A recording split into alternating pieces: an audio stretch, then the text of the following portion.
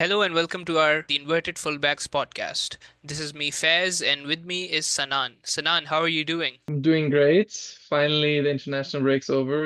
We got to watch a good weekend of Premier League action, a lot of news. I think the biggest news that we've been talking about is De Bruyne leaving Manchester City. I'm not sure, I don't think he's retiring, but he's leaving. Maybe MLS, maybe he's learning Arabic to go to Saudi. We don't know yet. Maybe he's going to another European club, you never know. But it's end of an era at City. A lot of player turnover, with a bunch of players leaving, Kyle Walker leaving in January.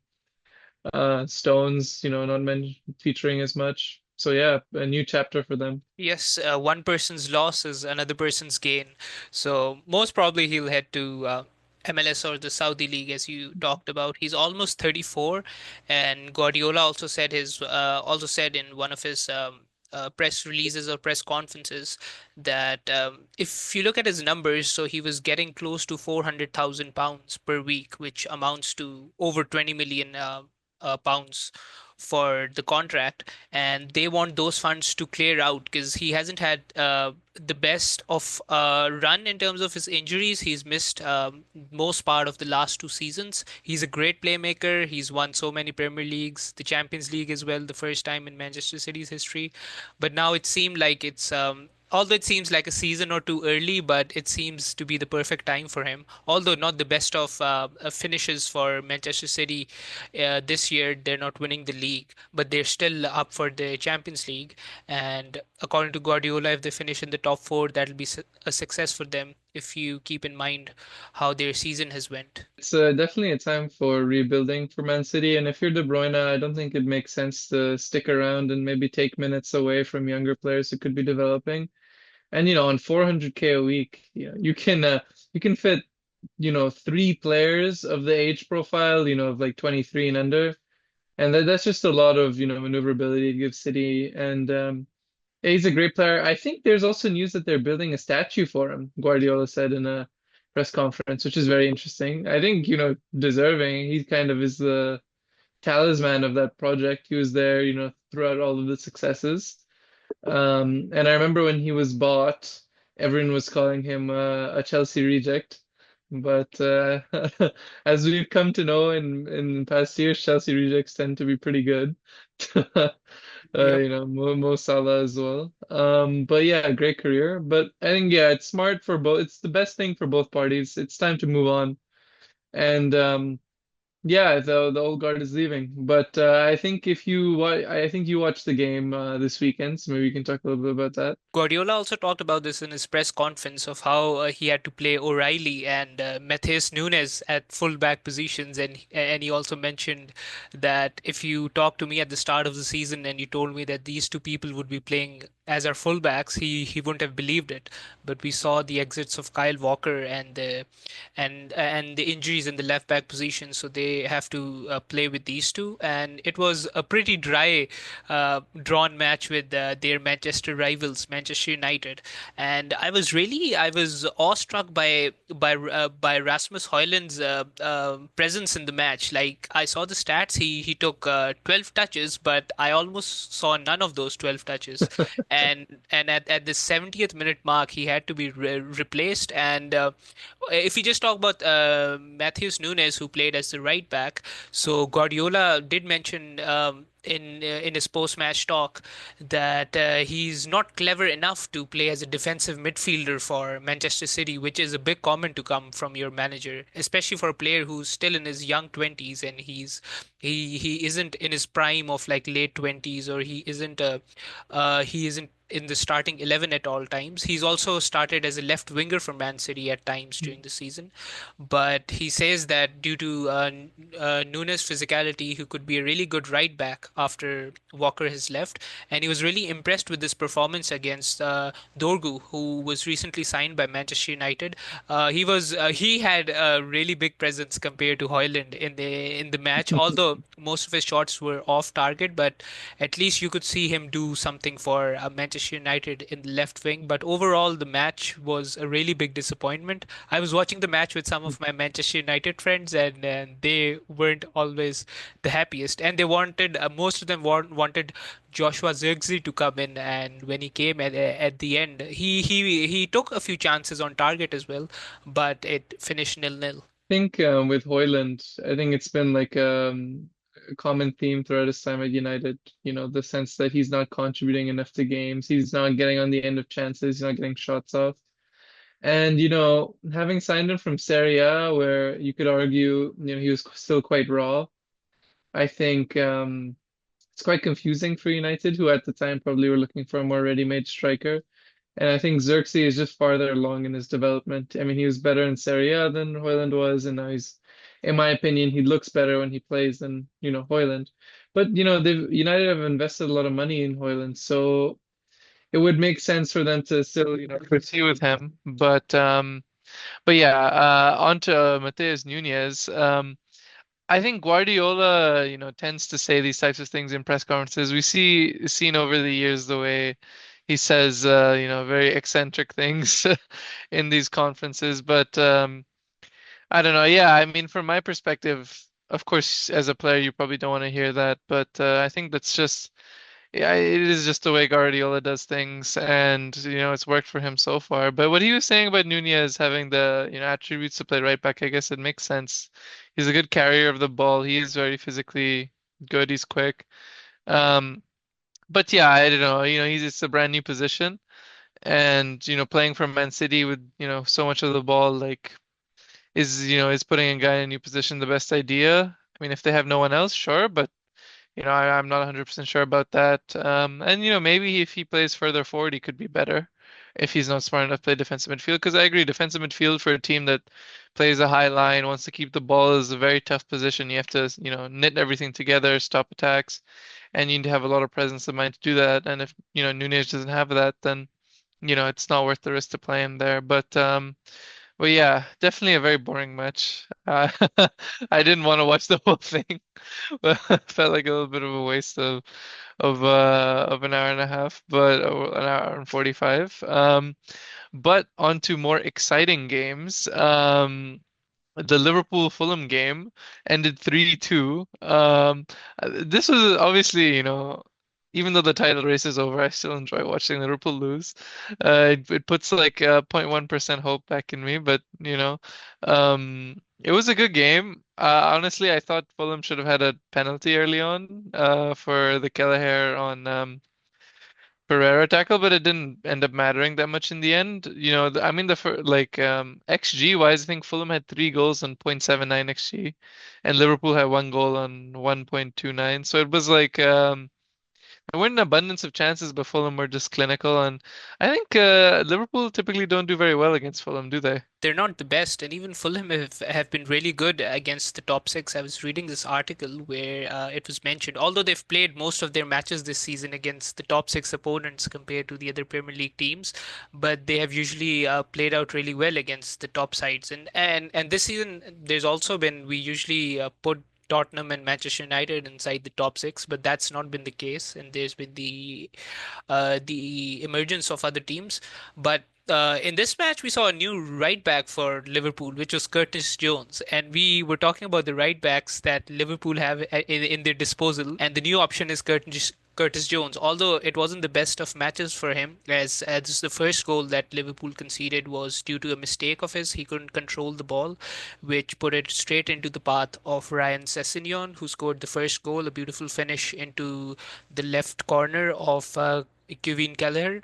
But it was a really not a good display from the Liverpool fullbacks. The second goal was due to an error from Andy Robertson. He gave the cross. He was trying to give it to the second centre back, but it was intercepted by Alex Iwobi, and then he tried to come back and intercept the ball or block the shot. And it seemed like Iwobi's shot could have been saved by Kelleher, but due to the deflection taken from Robertson, it just went straight into the goal. And then Liverpool conceded a third goal within 14 minutes. So although it was a brilliant strike from Alexis McAllister, which resulted in them taking the lead in the 22nd minute. But then the third mistake was by the Liverpool captain Virgil van Dijk. So it wasn't the best of displays. And Arne Slot also mentioned in his post-match comments that the three goals were primarily due to Liverpool's mistake rather than Fulham's excellence. But let's not take the credit away from Fulham, who've been really good against the top six this season. Maybe a little bit of complacency coming in from Liverpool, seeing as they're out of, other major competitions and the Premier League seems all but wrapped up. Other games throughout the league, Aston Villa, Nottingham Forest, on paper would be a boring game. Two teams that are fairly defensive, but they are two very successful teams. Um, a big win for Aston Villa. I think this is the type of win they needed if they wanted to stay in the race for top four. And yeah, it was two early goals, one from Rodgers, one from Malen. But yeah, like Aston Villa's January business has been looking very good. Asensio, Rashford, Malen have all like been contributing in terms of goals and assists regularly, and it makes you kind of question some of the other clubs who didn't go out and get these players if they were available. Namely a club in North London. By any chance, do they wear the color white? No. But the club in white had a good weekend for once. 3-1 win for Tottenham, and their January signing scored a penalty, Matthias Tell. And he's a really good player, but he's a bit young, he's a bit raw. But if they manage to somehow get a permanent deal for him, that'd be a big coup for Tottenham. But yeah, it's a result Ange desperately needed, but it was also a result that ended up in another manager, not Ange, leaving his role. I think Ivan Juric left Southampton. They've had so many managers this year, I think. And I was also looking at Southampton's history. So this is like the third time within the last 20 years that they've had three separate coaches within a single season. And, Yeah. and I believe that the last two times was also when they were in a relegation battle and they got relegated from the Premier League. But Juric, at least I was comparing, there was Terry Connor, who was the manager at Wolves, who didn't win any of his matches, any of the 13 matches that he coached Wolves, which also resulted in them getting relegated from the Premier League. He got 4 points from his 14 matches, Jurich, and his points per game was 0.29. And they still have to defeat Derby County, who have had the worst season in terms of the amount of points accumulated within a single Premier League season. But if you look at the matches, a team getting relegated from the Premier League with the most amount of matches left, that's now been crowned to Southampton because Yeah. Derby County took six matches. They took 32 matches to get relegated, and Southampton are out after 31 matches. So they've gotten one of the crowns, but the other crown, which is least amount of points accumulated within a single season, is still with Derby County. And if Southampton don't get any other point in their remaining seven matches, Derby would be really happy after that. It's interesting because the three teams relegated are the three promoted teams from the championship. So I think there needs to be some sort of, they need to look into why promoted teams are so uncompetitive these days in the Premier League. This is like a record low. I think I was reading somewhere that this might end up being the lowest cumulative point count between the three relegated teams ever, which also would be ridiculous, right? So, and it's not even like the gap is small, right? Ipswich are 12 points off Wolves, who are, the next team at the relegation zone. That's extremely significant for teams towards the bottom of the table. So, yeah, I think the Premier League really needs to look into ways in which they can let these promoted teams be a little bit more competitive in the Premier League, because in the top, 14 teams or even the top 17, like all of these teams have very, very, very good players to the level which you wouldn't expect in passing years. And I think a good example of that is Wolves right now. I mean, they're the team that are just out of the relegation zone. They beat Ipswich this weekend 2-1. Matheus Cunha was not playing, but he's a one to watch in the summer.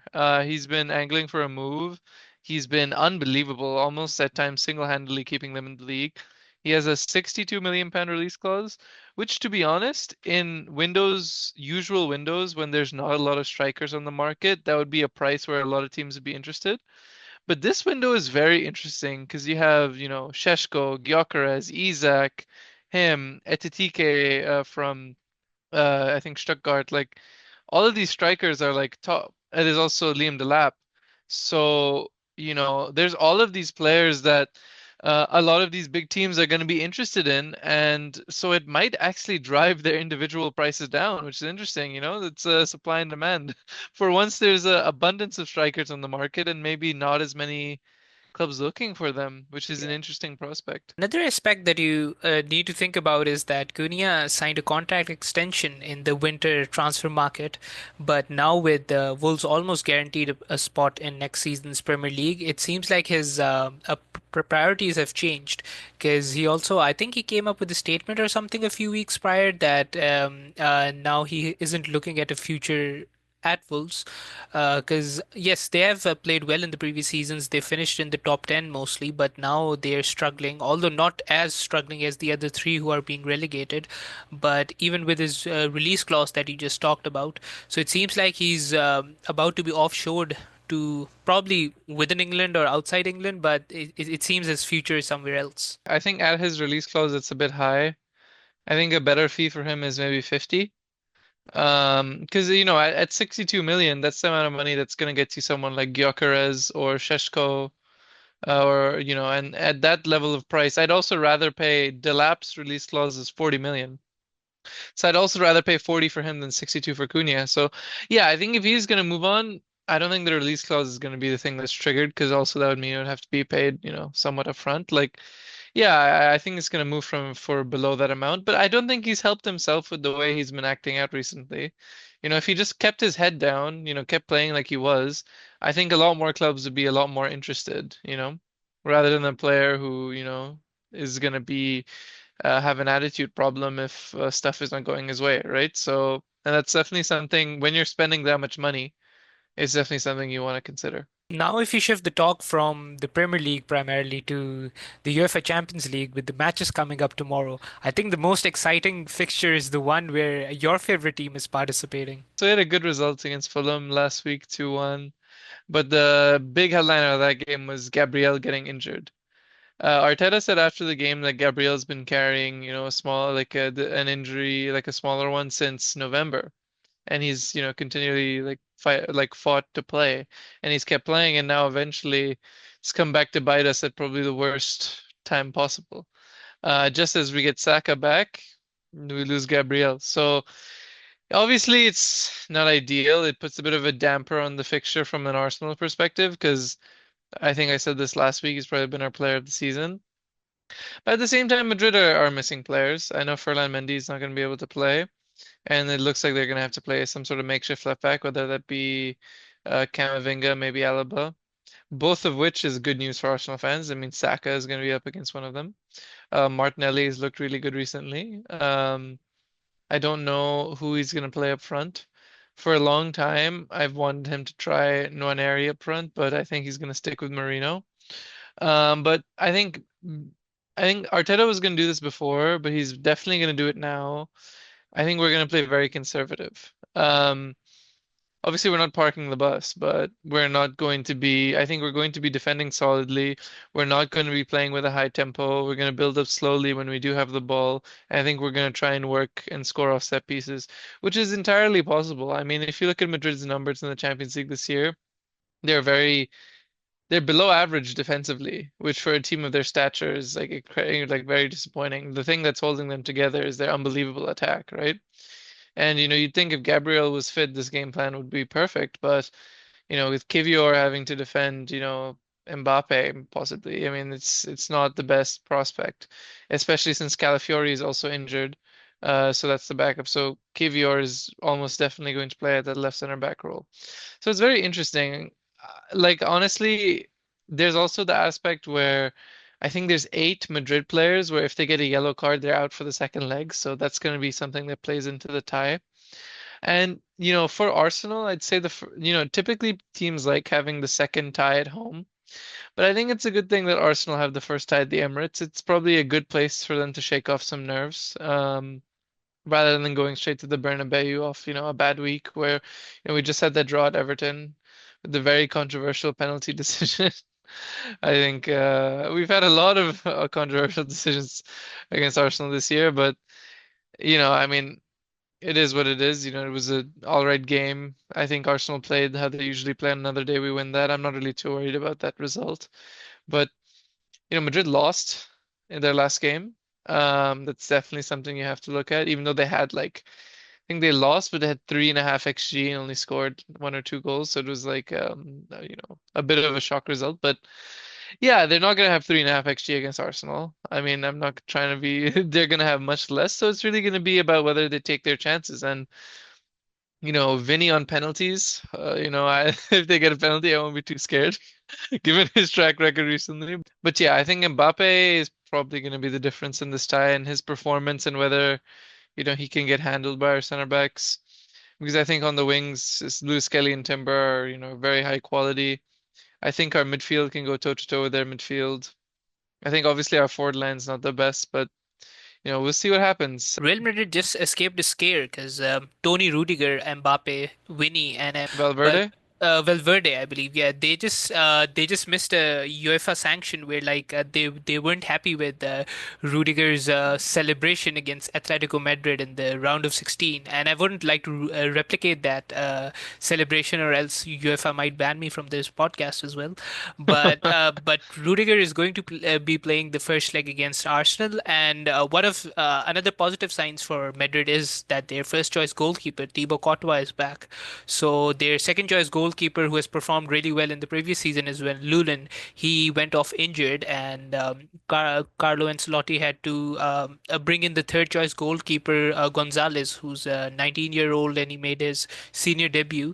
But yeah, I do agree that Real Madrid have been a bit leaky, and they also conceded 4 goals against Real Sociedad, and it was Rudiger in the extra time who scored Madrid's fourth goal, which resulted in them advancing in the Copa del Rey. But the news of Courtois is really positive, and also them being able to not be sanctioned by their celebrations against their Madrid rivals is a positive sign for them as well. And we all know about their attacking prowess. They will miss Tchouaméni, who's been, I believe he's been suspended due to the amount of yellow cards that he's accumulated during the period of the UCL. But this is an interesting stat with the 8 people being in caution for the second leg, and that second leg will be in the Santiago Bernabeu. So it's going to be really interesting tomorrow in the match between Arsenal and Real Madrid. I was looking at the predictions with all these websites who have these supercomputers, and it says that Madrid is just leading by a percentage or something like Yeah. 51 to 49% or something. So it's not that much of a difference. But with the absence of Gabriel, I think that'll be a major cause of concern for Arsenal. And Kivior, I don't think so he'll be able to match the pace of Mbappe, but let's see how Arteta pans things out. I think there's a little bit of, because of the social media era and all the, coverage around football, there's like a little bit of reluctance to give Arsenal credit sometimes in terms of they do match up very well against this Madrid side and they do have a very good chance. And I mean, I don't bet myself, but these people who are making these betting odds and all these odds for the wins have to make money. So if Arsenal didn't have a serious chance, they wouldn't have such decent odds in that sense, right? So, yeah, I think this game could go really either way. I think it's really going to be down to individual performances, which kind of favors Madrid because of Arsenal's, missing talent, especially in the most important areas for their team. But yeah, we'll see. I'm pretty optimistic. I think it's going to be a close tie. Probably this tie and the other tie we're going to discuss today, the Barcelona Inter tie, sorry, the Bayern Inter tie are going to be the two closest ones. And just one last query. I can't recall what happened to Ben White because he was performing really well in the right back position. Is he still injured? So Ben White's had like a lot of injury issues this year. He actually was injured last year and he had to play through it a lot because of Timber's injury.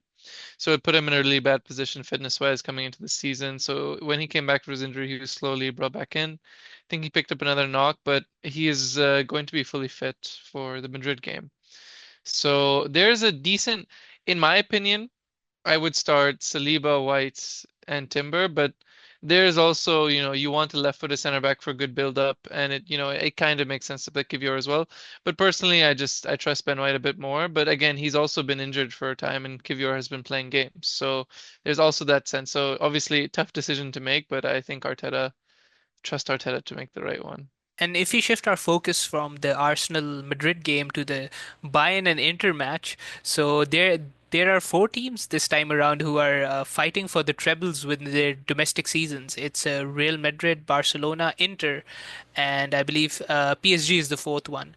But Bayern is playing under watchful eyes of Vincent Kompany this season, and their experienced central attacking midfielder Thomas Muller, he has announced that he's going to retire. So this is the second major retirement, not retirement, but leaving the club news within this week after KDB. And Muller has been a great servant to Bayern Munich, where he's won 12 Bundesliga titles, two UCLs, and six DFB Pokals with the Munich side. And this will be the first time that wherever he decides to go, maybe he'll come to North America, play in the MLS, but he still has a few years left.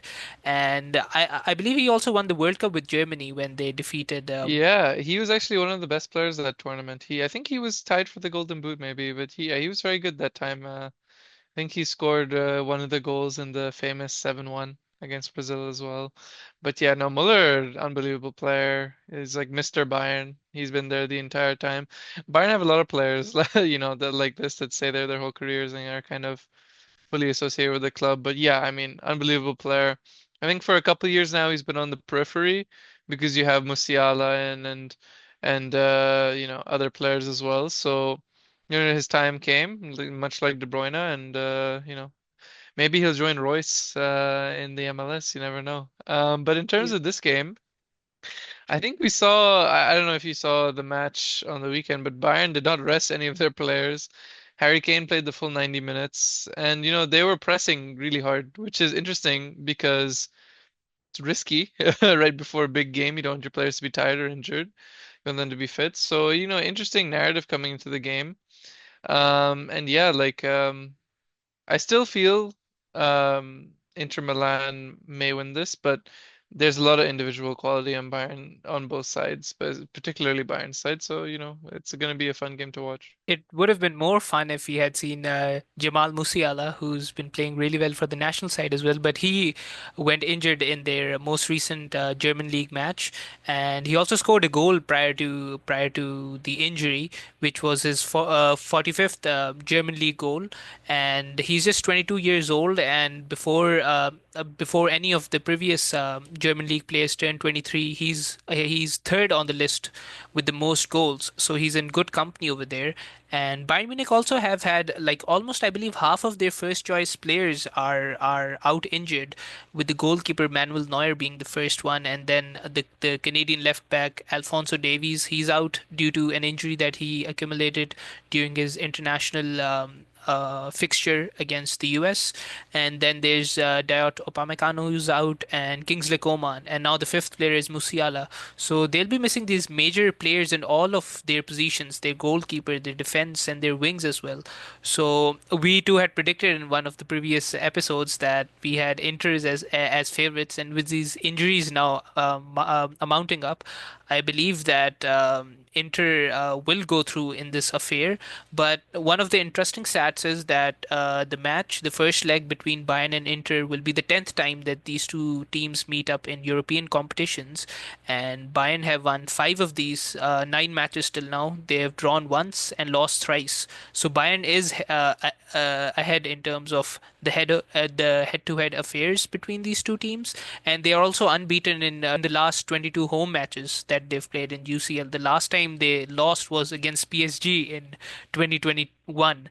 So they have all the record on their side, but I believe these injuries will give a dent in their preparation to the first leg. And as you just said, that they were playing with their whole set of players on the weekend. So let's see how they play out against Inter Milan. I think particularly the defensive injuries are going to be a big concern. I mean, they have a lot of depth going forward, but defensively, like especially at center back, they're quite light given all these injuries. So yeah, we'll see. Eric Dyer's probably going to have to play, which is, you know.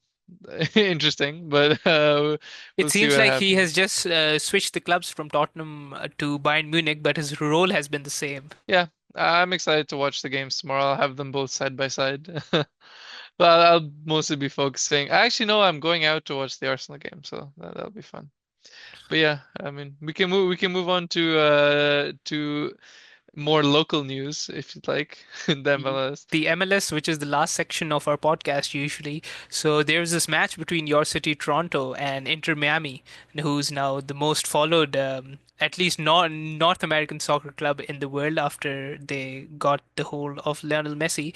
So Toronto drew their match against Inter Miami 1-1, and it was a great goal from Bernardeschi, who I was really impressed with as well during the Vancouver Whitecaps against Toronto match. But this time around, he was on the sheet as well, on the goal sheet, and he was assisted by your once in a year appearance striker Lorenzo Insigne. So Miami are still unbeaten, although they're second in the Eastern Conference with a point behind Columbus Crew, but they've also played one game less compared to them. They're still unbeaten, while Toronto is second from the bottom. If we talk about the Eastern Conference, hasn't been the greatest of starts to their MLS season, but even a worse start, which wasn't expected, is from Los Angeles Galaxy, who won the previous MLS Cup, and they won't be participating in the Club World Cup because it's Inter Miami who won the MLS group stage or the MLS the regular season, which is why they qualified for the Club World Cup. Bernardeschi was followed by Lionel Messi, who scored his third goal of the season, his 40th overall, if we talk about his contribution since he's joined Inter Miami.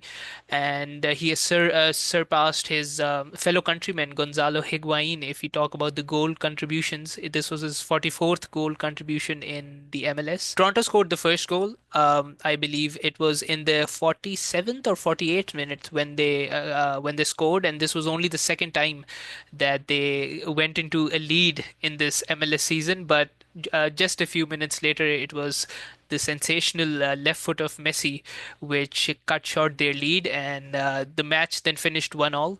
And a good result for Toronto, if you keep in mind that they're second from the bottom, but Inter Miami is still unbeaten, haven't lost a match. But they did lose a match, but that was in the CONCACAF Champions Cup, which was also the first loss for Javier Mascherano. I know Messi when he first joined Inter Miami, one of his first games was away at Toronto, and there's a picture that my friends have of him sitting on the benches. Well, I wasn't there, but there's a picture that was circulating of him sitting at the benches at UFT, which was University of Toronto, which was really cool. Um, but um, but yeah, I think for Toronto FC at this point, I'm not really sure what the future is. Insigne and Bernardeschi are both past 30. And while they are good players, you might make more sense to, offload those high salaries, maybe get in some younger players, develop them, give the minutes to them, because it doesn't look like we're going to be a playoff team this year. So there, it isn't really a point of picking up a point or two here and there and paying these huge salaries. One of the Yeah. points that you raised about Marco Reus, he could convince Muller to come to LA Galaxy because they haven't had the best of seasons. Although they won the MLS last season, but this year they're off to a really Yeah. terrible start. So we Yeah, might see Muller. finally, yeah, you can finally see Royce and Muller play after all those years of, him almost going to Bayern. They'll be fun to watch, but LA Galaxy definitely needs somebody. And especially with the injury to Ricky Pui, who is out due to an UCL. On Mm. the other hand, if you talk about Vancouver Whitecaps won their match against Colorado 2-0 with excellent goal from Vite, their midfielder. You guys should go into YouTube and search for the match. I'll really recommend you to watch that goal that he scored. It was a great volley from him. It was a comfortable 2-0 win for Vancouver. They drew Pumas, Mexico side in the CONCACAF Champions League, and they'll be playing the second leg. Hopefully, I hope Vancouver advance to the semifinals. They've been playing really well this season. They're still top of the Western Conference, and now with their win against Colorado, they stay on top. And it's been a nice start to the season. And their new coach Jesper Sorensen has been having a good time in the western part of our continent. Does winning the CONCACAF Champions League qualify you to the Club World Cup? Yeah, I think that is the thing, because like the continents, the champions from each. I'm not sure like if you play play the finals as well, because every continent has their different amount of teams which go Yeah. to the World Cup. But yeah, that would be, really big for the Whitecaps if they got up to the Club World Cup. There's a big payout for playing in that competition, as we talked about last week. I just recall, I think within the Australian continent, it's New Zealand's Auckland, which will be playing in the Club World Cup, and they have Haris Zaib, who could also represent Pakistan in the national team. And most of, if you see Pakistani soccer Twitter, you'll see most of the people saying to the Pakistani Football Federation that he should be in the national team, and now he'll be playing in the Club World Cup. Hopefully, he'll start for Auckland and play against all these major European players. It's gonna be pretty one-sided games, though. Hopefully, Auckland can keep the scores respectable when they play, some teams like Real Madrid, etc. That's all from us, and hopefully you liked the news that we shared with you. And you can also tell us in the comments if you'd like us to discuss some other topic. But do like, share, and subscribe. This was me, Faz, and with me was Sanan, and we'll hopefully see you next week. We just have some projects. Our semesters are ending at UBC and UFT, but we'll be done by the projects by the end of the week, and we'll give you a new podcast by the next Monday.